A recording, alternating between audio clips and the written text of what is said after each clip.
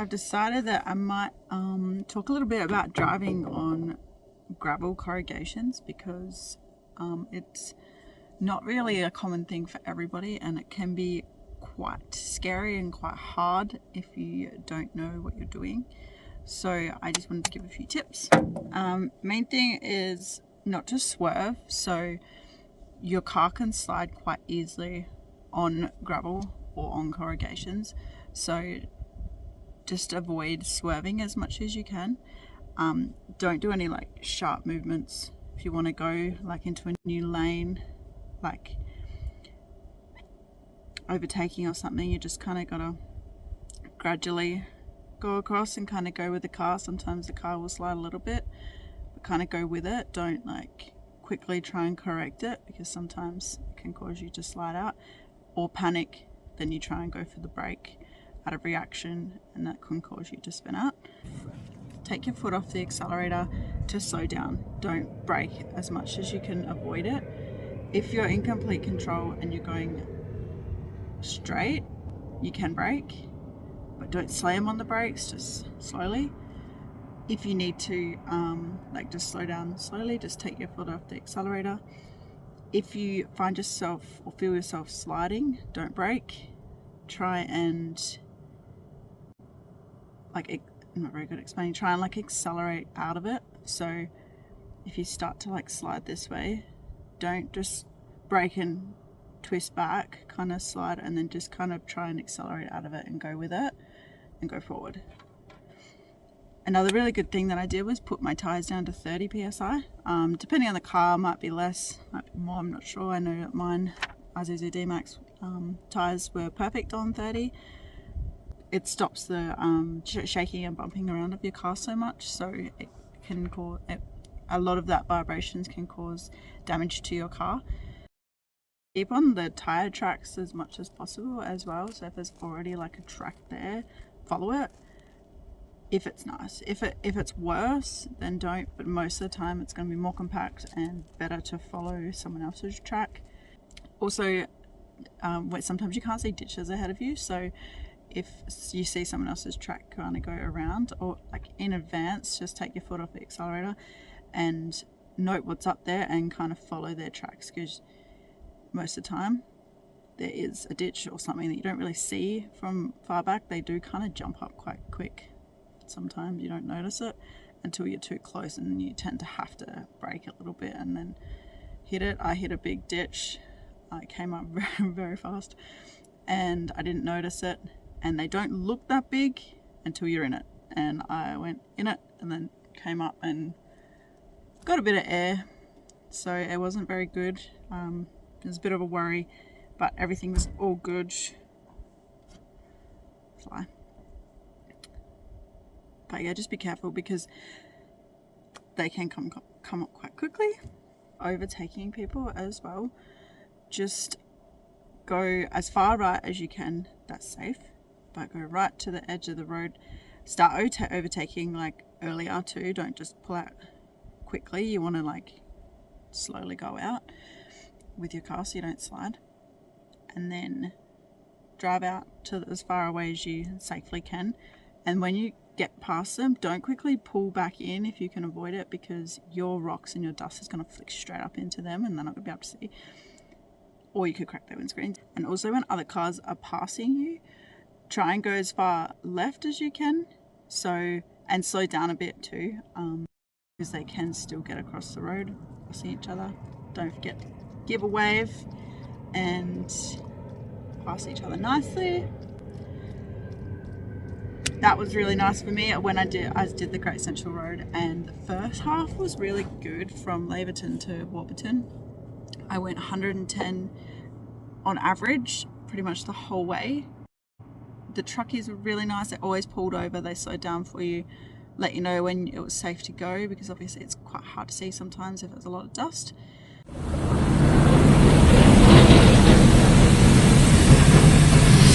over the side of the road, very considerate. And also you could do the same for people too. If they want to overtake you, let them know when it's safe for them to go as well, and slow down and move out the way. But yeah, it was really good. The Central Road was really wide, so I had a lot of space to see everything and try different tracks as well of which one were a bit nicer. Also, yeah, so the first half up to Warburton I can go 110 average because it was really nice, it was really good. That's also saying October 2022 is when I did it. It could change, it could differentiate very quickly and differently, but for me it was great.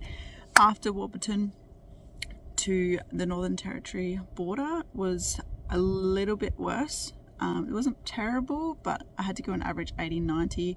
Sometimes I could creep back up to 110, but then there were a lot of ditches and some potholes and stuff as well, so I didn't want to risk damaging my car just for the sake of going a little bit faster. So I played it safe on that bit because it was a bit rougher and a bit more slidey, like a lot more loose gravel, so I did slide a little bit more, so I just felt a bit safer at 80-90. But you don't want to go any lower.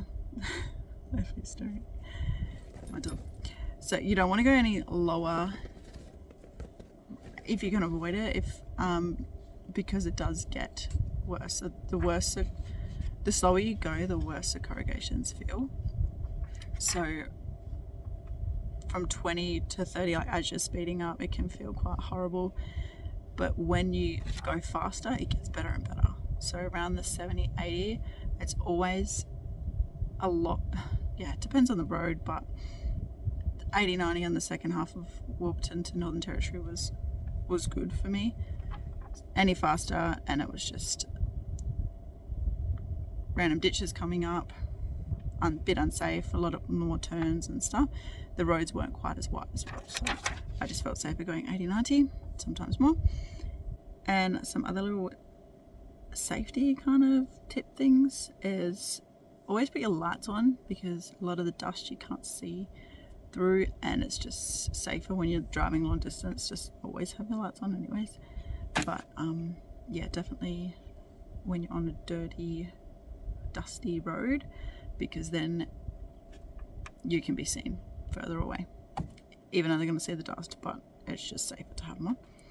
Keep everything away from, like, at your chair. Like, don't put any shoes on your floor of the driver's side, because they can slip underneath the accelerator, the brake, anything, and it is very dangerous. They bounce around a lot and they come up very quickly. So just take everything out from under your feet, anything that can bounce to in your way, because that obviously is going to be very dangerous. If you, I mean, you shouldn't have it there anytime you're driving, but when you're on corrugations and everything's bouncing around, shoes are always going to bounce to the front.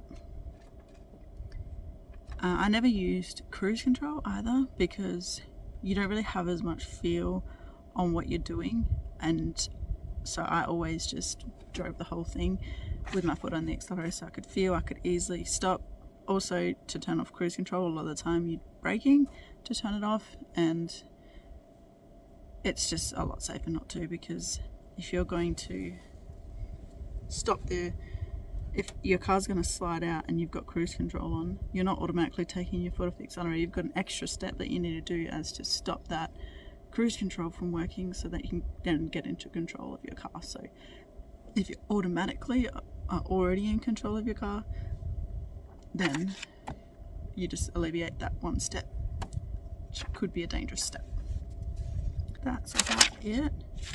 It's kind of what I've learnt to anyways, like, and what I feels worked really well for me. Yeah, I mean, my main tips would, yeah, be drop your tire pressure, because that stops the bouncing so much. Don't brake as much as you can. Try and accelerate out if you're swerving or anything. Try not to brake, and no sudden movements, and that kind of main tips. But yeah, and the other things are kind of just courtesies or just safety things for helping others and yourself on the road. But yeah, just faster you go, not the faster you go. As you get faster, the corrugations get better. Drop your tire pressure and don't brake. Main tips. Hopefully that helps a little bit. And Yeah.